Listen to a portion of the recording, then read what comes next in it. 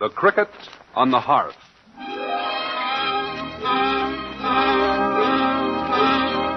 The National Broadcasting Company presents Charles Dickens' immortal Christmas story, The Cricket on the Hearth.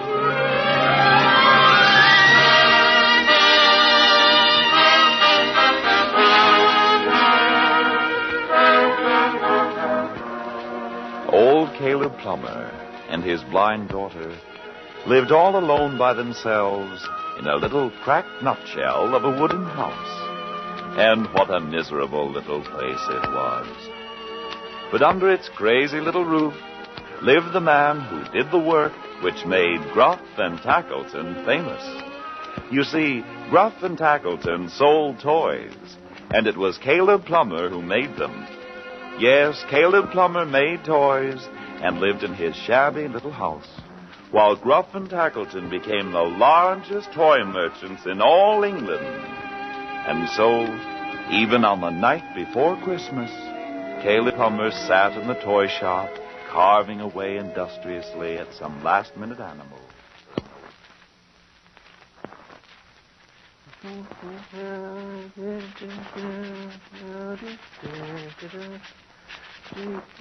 There now, just a shade more off the flanks. A little curve to the horns, and you'll be the finest little ox to go into the ark. Be a good little ox. Keep warm. Make somebody happy tomorrow for Christmas. I'm coming. Just a moment. Oh, Mr. Tackleton. Merry Christmas to you, Mr. Tackleton. What's that? Merry Christmas to you, sir. The best you've ever had. Christmas? Oh, that. I didn't come here to talk about Christmas, Plummer. Don't believe in it. Have no use for it except in a business way. What about those orders? Have you finished the jack-in-the-box? Yes, sir. Here it is. Look. Ah! Oh, take it away, horrible thing. The children love them, sir. Ah, the children. Don't mention their names to me. Spent my life making toys for them. I'm sick of children. Sick of toys. Let's hear no more about it. What of the ark? I just put the last animal inside. It's ready to go now. How about Noah? Up in front on the deck. See him? And here at the window is Noah's wife. See, through this porthole. All right. Just so you've got them. Well, you can run along now, Plummer. You won't need me any more tonight, then? No, but come in a little earlier tomorrow morning to make up for it. But tomorrow is Christmas, sir. Well, what of it? But on Christmas, surely you don't mean... Surely I do mean it. Have you forgotten your place, Mr. Plummer? If you feel the need of taking Christmas off, why, there are 100 good toy makers in London who would be glad to take your place. Why, sir, they'd fight for the chance. You mean you'd dismiss me if I didn't come in tomorrow? That's right, Plummer. Out you go, just like that. But my daughter... She's your daughter, not mine. I can't stop business just because you've got a daughter and she's blind. Business is a thing which doesn't wait for Christmas or your daughter or anything else. Now, will you or won't you be in tomorrow? I'll be in, sir. And an hour earlier, too. Yes, sir. Please, sir, if you could advance me a little, just a little, on next week's pay. Advance you? What about last week's pay? Have you squandered it already? No, sir. It went for food and for canvas to tack up over the ceiling. And what's wrong with the ceiling? There are holes in places. The snow drifts in at night sometimes, so we just thought we'd buy canvas and not trouble you with our silly problem. Yeah. So, you see, our money, it didn't quite stretch, and, well... Well, what? Speak up, Plummer. Well, it's gone, sir. Are you without food? No, sir, but... You have wood for the stove? Yes, sir. There's sufficient covering for the bed? Yes, sir. In other words, you're asking me for money when you already have food, warmth, and a bed to lie in? Plummer, that's downright greed. As for the advance, no. You spent your past wages, now you must wait until next week. You must learn thrift. But could you Only a few pence, that's all. She's blind, sir. All alone in the house all day. In the dark, all alone. Nothing to live for but her father's footstep on the stairs. Please, sir, a tree would mean so much to her. I'm sorry, Plummer. There's no good working on my sentiment.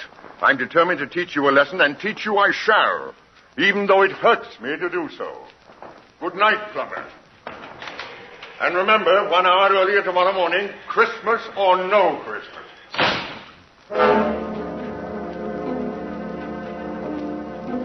Caleb Plummer walked home very slowly that night, the only sad and dismal figure on the crowded street. Everywhere else, there was Christmas. The whole street was alive and warm with the joy of Christmas. You could hear it in the laughter of their voices as they shouted back and forth, Merry Christmas! Merry Christmas to you, sir! Merry Christmas! Merry Christmas, Harry! Merry Christmas, Alf! You could see Christmas in the small boys and girls. They stood before the greengrocer's window and stared with round eyes at the things inside. Look at that turkey. Would you look at that turkey? Oh, he's the biggest turkey I ever saw. No, he's not the biggest, but he's almost the biggest. The one Grandma had last year was the biggest. Was not. The wings on this one are bigger. They are not. They are so. They are not. They are so. They are not. They are so. You could see Christmas in the shops. They were crammed full of it, bursting with it. Christmas overflowed from their cheerful interiors like stuffing from a roast fowl. There were mince pies on the counters with a sprig of holly stuck in each one, and baked hams stuck full of cloves like huge red pincushions. And all of it together, breathing the warmth and cheer of Christmas morrow. Everywhere there was Christmas. Everywhere except in the heart of Caleb Plummer. He walked around the square, scarcely looking in the shops, scarcely aware of the crowds that jostled against him. He just plodded along, very tired, very old, very much alone. And then, almost before he knew it, he was home.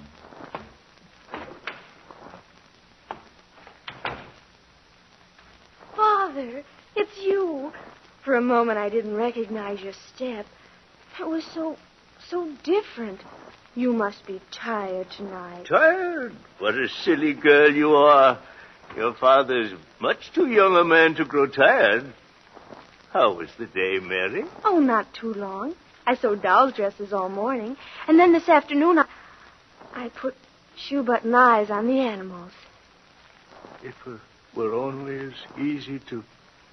To put eyes on me. That's what you were going to say, wasn't it?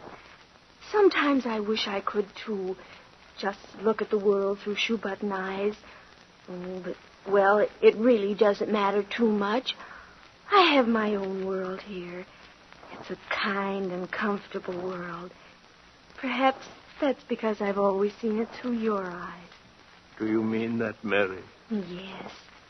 But all the same, you do want to see, don't you? Oh, sometimes, yes.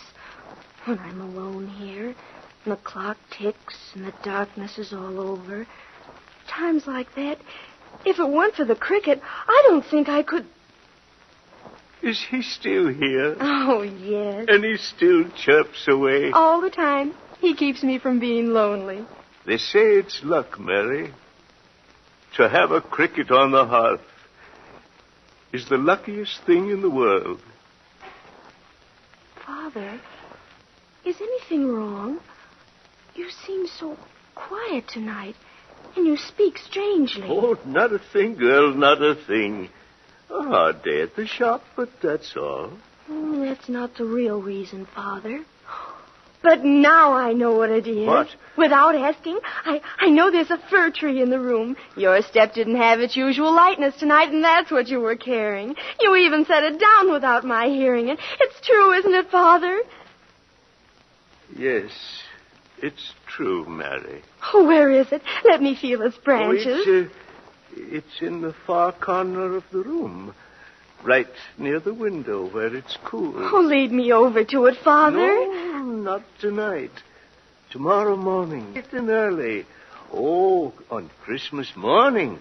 That's when a tree should first be discovered. Oh, but can't I even touch it? Tomorrow morning, yes. Oh, then see it for me now. What does it look like? It's a young tree, dark and bushy, with its branches curving up to heaven. The cones on it are tiny and dry, and there's still a few snowflakes left in the branches.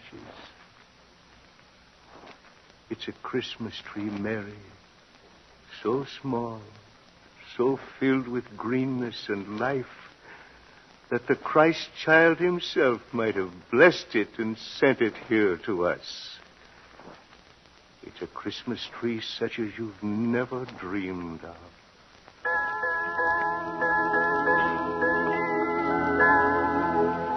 And so, on that Christmas Eve, Mary dreamed of a small fir tree with bright berries of holly entwined in its branches. She dreamed of snow and the jingling of sleigh bells, and she saw the Yule log burn cheerfully in the fireplace. She heard the chestnuts pop and crackle, and from somewhere on the hearth, she even heard the voice of her merry friend, the cricket. Outside, the church bells rang and pealed and reverberated over the white roofs of London. And inside, the cricket chirped as though he too would add his bit of praise to that of the bells. Lying there on his cot, shivering in the coldness of the room, Caleb Plummer closed his eyes. In the silence of his heart, he spoke as though to a friend. Don't let her find out now, dear Lord. She doesn't have to know that I'm an old man and that it's a hovel here. She doesn't have to know that. I've given her another world. Maybe it's a make-believe one, but it's real to her. That's why I say, Lord, please keep it that way for her. Don't let her find out. I believe if you set a tree down in that corner tonight, it would be there tomorrow. It really would, Lord, and I believe it. Please make a miracle. Please let a tree be there when she wakes up tomorrow. Caleb Plummer fell asleep, believing in a miracle. And the cricket began to chirp again, and his song was like a blessing to the room.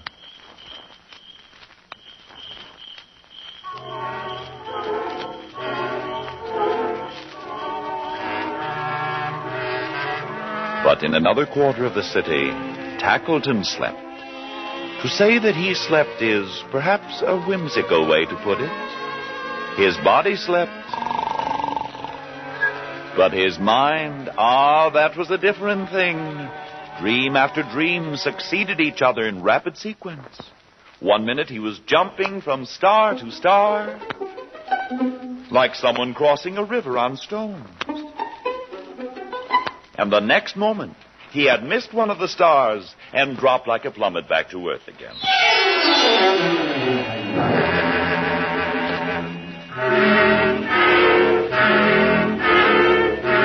Tackleton had nightmares. Tackleton had a whole year of nightmares rolled into one. Somewhere past the hour of 4, the nightmares quit galloping about and went off to their stables. And peace came at last to poor Tackleton's brains. But only for a moment, because the next thing he knew, the covers whisked from his bed, and invisible force propelled him violently to a chair. Something pushed him down hard. And this is what happened to Tackleton. Hear ye, hear ye, hear ye. The court is now in session. Quiet. Quiet, I say. Quiet. Order in the courtroom. I am Noah. I am captain of this ark. I want no more interruption from any of you.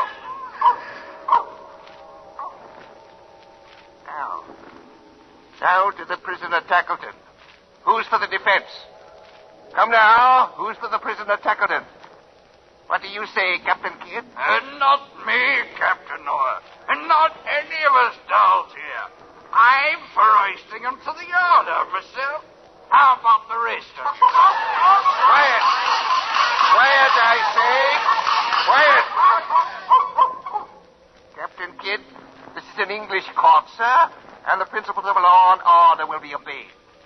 Now, who will defend the prisoner Tackleton? No one? Then the prisoner must defend himself. Tackleton, rise to your feet and face the courtroom.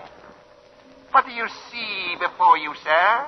Animals, birds, toys of all sorts, Your Worship.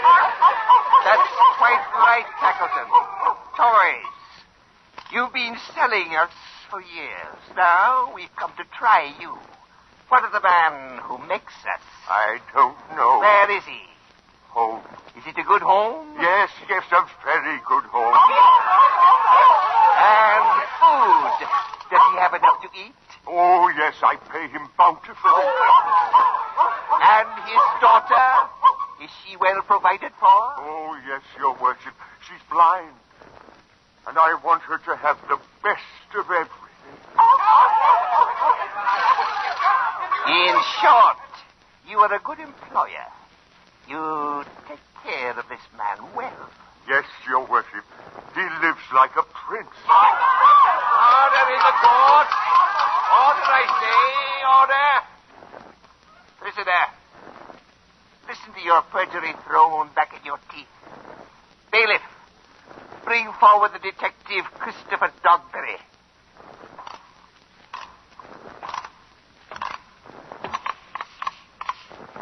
Christopher Dogberry, you are the paid agent of the assembled toys here?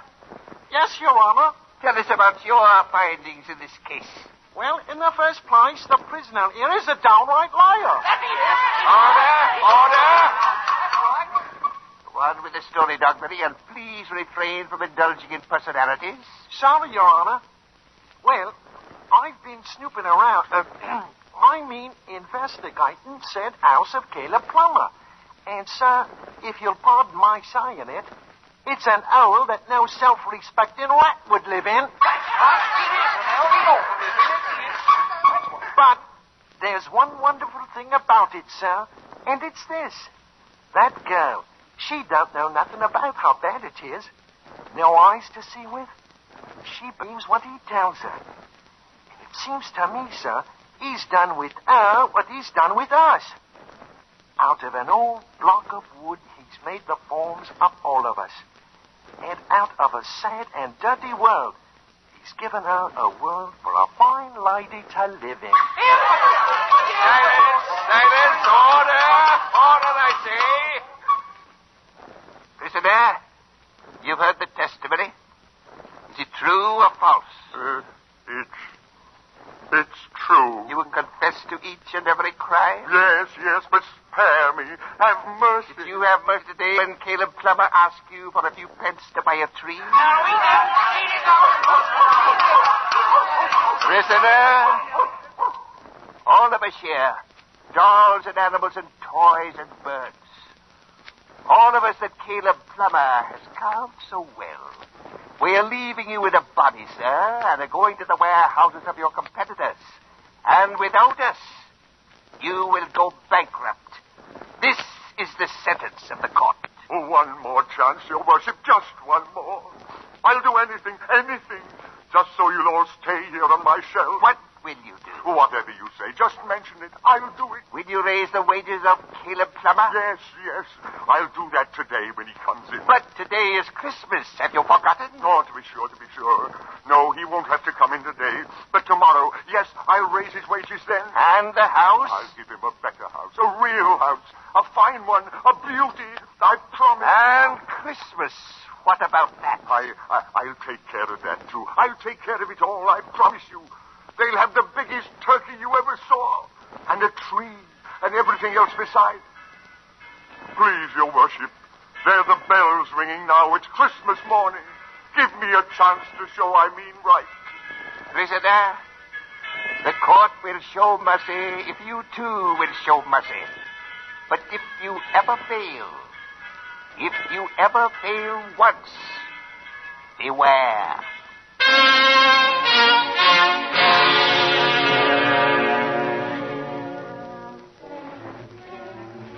And when Tackleton woke up, he was sitting in his bedroom chair, weeping and laughing and shivering with the clear Christmas air that filled the room.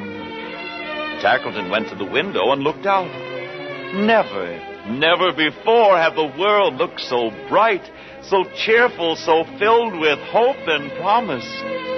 When he remembered Caleb Plummer, he scurried across the room to his wardrobe closet and began frantically to dress himself. It was still early yet. He hurried. He still would have time.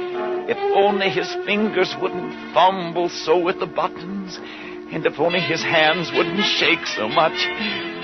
He almost tumbled down the stairway in his eagerness to get to the shop. And here is how a miracle came to pass. Hello there, storekeeper. Chestnuts, fruit, pies, tarts. Bother the price. Baskets full. Just pile them high and the best of everything.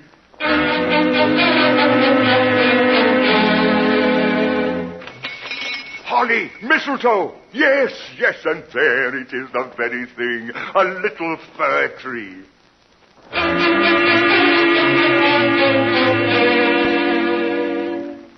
I want some hams, those little ones. And a turkey, the biggest, fattest one you have.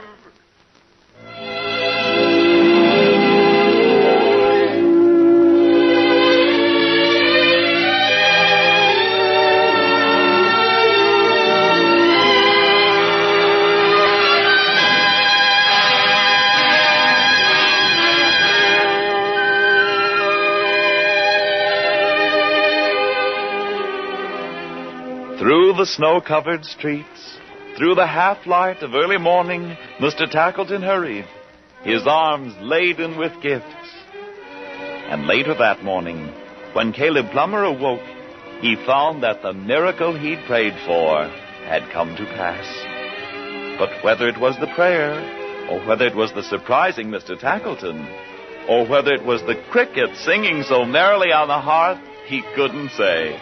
All he knew was that a miracle had happened and that the cricket was the first thing he had heard when he woke up. But then he found a note, a few brief words pinned to the coverlet of his bed. Take the day off. The note was signed with the single word, Tackleton. Quickly, Caleb Plummer stepped across the room to his daughter's cot and wakened her. Mary, it's Christmas morning. Hear the bells. I hear them. Oh, Father, the tree. Can I discover it now? Let me lead you there. Here, take my hand. And the things you'll find under it. Mary, remember what I said yesterday? A cricket on the hearth is the luckiest thing in the world.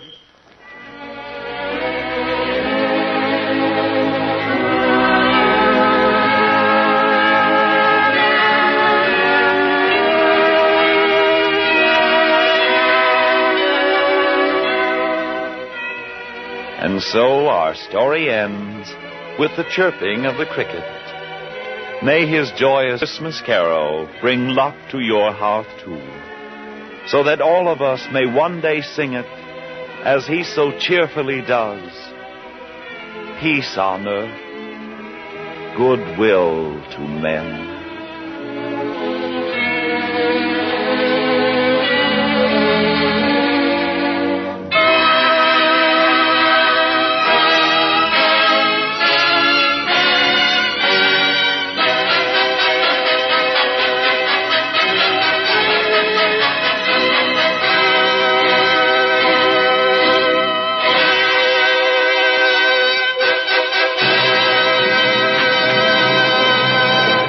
have just heard Frederick J. Lipp's adaptation of Charles Dickens' Christmas masterpiece, The Cricket on the Hearth.